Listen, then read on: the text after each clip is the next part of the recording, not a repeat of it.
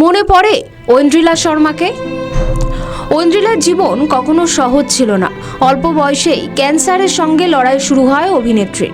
দীর্ঘ চিকিৎসার পর অভিনেত্রীর স্বাভাবিক ছন্দে ফিরেছিলেন। কাজ, নিজের স্বপ্ন সব নিয়ে বেশ মেতেছিলেন। বিভিন্ন অনুষ্ঠানে যেতেন, ঘুরতে যেতেন, বিভিন্ন রিয়েলিটি শোতে যেতেন। অভিনেত্রীর জনপ্রিয় বাংলা চ্যানেলের ধারাবাহিক জীবন কাঠির মাধ্যমে জনপ্রিয়তা লাভ করেন। শুরু থেকে সবসময় সব্যসাচী ছিলেন তার পাশে। টলিপাড়া দুই ভালোবাসার মুখ ছিল দুজনে। ঐন্দ্রিলার অসুখের সময় ভালোবাসা দিয়ে তাকে আগলে রেখেছিলেন, কিন্তু কিছুদিন যেতে না যেতে আবারও অসুস্থ হয়ে পড়েন অভিনেত্রী। শরীর একদমই ভেঙে যায়, হাসপাতালে ভর্তি করতে হয়। অবস্থার অবনতি হতে থাকে। 20 নভেম্বর 2022 সেই দিন অভিনেত্রীর জার্নি থেমে যায়। হাওড়া বেসরকারি হাসপাতালে মৃত্যু হয় তার। মাত্র 24 বছরেই থেমে যায় তার পথ চলা। যে বয়সে মানুষ স্বপ্ন দেখা শুরু করে, সেই 24 বছরেই ইতি পড়ল জীবনে। হাসপাতালে ভর্তি করা থেকে শেষ সময় পর্যন্ত ঐন্দ্রিলার কাছেই ছিলেন সব্যসাচী। হাসপাতাল থেকে ঐন্দ্রিলা যখন বের হন, চালকের পাশে বসেছিলেন সব্যসাচী। সব্যসাচী তিনি ভেঙে পড়েন তার ভালোবাসার মানুষ চলে যাওয়ায়।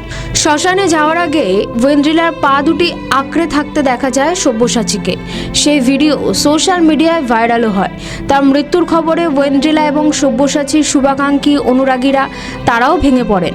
নিজে হাতে হাসপাতালে নিয়ে গিয়েছিলেন, নিজে হাতেই ঐন্দ্রিলাকে ফিরিয়ে আনবেন কথা দিয়েছিলেন সব্যসাচী, কিন্তু তার নিথর দেহ নিয়ে ফিরতে হলো সব্যসাচীকে। মেয়ে চলে যাওয়ায় ভেঙে পড়েছিলেন তার মা বাবা। ঐন্দ্রিলা চলে যাওয়া শর্মা পরিবারকে ভেতর থেকে এলোমেলো করে দেয়। সেই শোকের ভেতরেই নিজেকে আড়ালে সরিয়ে নেন সব্যসাচী। কাজ, আলো, মানুষের ভিড় সব থেকে দূরে চলে যান সব্যসাচী। প্রায় 1 বছরেরও বেশি সময় ধরে তিনি সোশ্যাল মিডিয়া থেকে দূরে ছিলেন।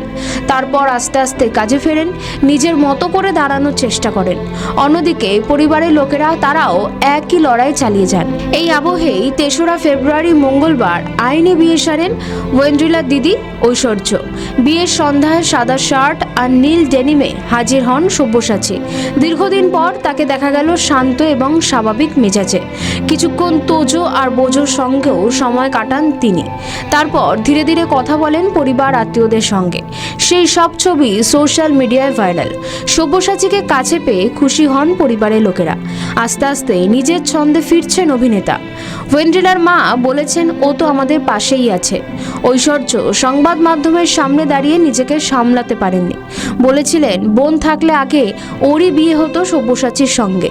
নিজের বিয়ের প্রতিটি পরিকল্পনায় নাকি ঐন্দ্রিলার সঙ্গে ভাগ করে নিয়েছিলেন, এবং আজকে যদি বোন থাকতো তাহলে আর ঐশ্বর্যকে চিন্তাই করতে হতো না। এমনটাই বলেছেন ঐন্দ্রিলার দিদি ঐশ্বর্য।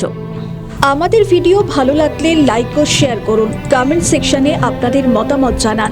আরও ভিডিও পেতে আমাদের চ্যানেলটিকে সাবস্ক্রাইব করুন এবং প্রতি মুহূর্তে খবরের আপডেট পেতে প্রেস করুন বেল আইকন।